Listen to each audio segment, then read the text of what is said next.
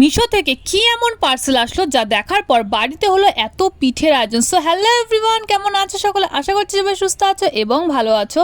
আজকে কিন্তু আবারও চলে এসেছি একটা ডেলি ব্লগ নিয়ে। প্রতিদিনের এই নিয়ম নীতি পোস্ট করতে আমার আর ভালো লাগে না, কিন্তু তবুও যাই হোক আমিও ভিডিও পোস্ট করবো আর তোমাদের সেটা দেখতে হবে। তো যাই হোক স্কুলে চলে এসেছিলাম, দেখতেই পাচ্ছ বাচ্চারা টিফিন পিরিয়ডে টিফিন করছে। তো স্কুল কমপ্লিট করার পর চললাম বাড়ির উদ্দেশ্যে। আর ভীষণ পরিমাণে একটা ভালো রোদ উঠেছে, কিন্তু বাইরে রাখছিল প্রচণ্ড গরম। যাই হোক কিছু করার ছিল না, সেজন্য বাসে উঠে চললাম বাড়ির উদ্দেশ্যে। আর পৌঁছেও গেছি বাড়িতে। আর দেখো আজকে স্টুডেন্টরা কতগুলো চকলেট দিয়েছে।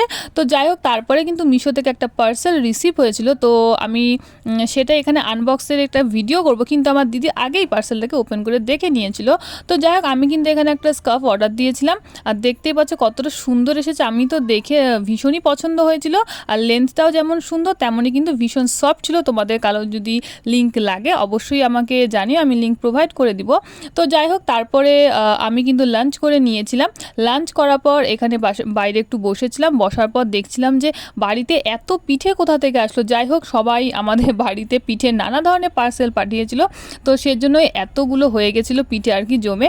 তো তারপরে একটু স্কিন কেয়ার করে চললাম টিউশনের উদ্দেশ্যে, মানে বাড়িতে এসেছিলো। আর ও আমার জন্য আজকে একটা চকলেট নিয়ে এসেছিলো। তো যাই হোক এইভাবে আজকে ভিডিওটা, আজকে দিনটা শেষ করছি। আর ব্লগটা ভালো লাগলে অবশ্যই পেজটাকে ফলো, চ্যানেলটাকে কিন্তু সাবস্ক্রাইব করতে একদম ভুলো না।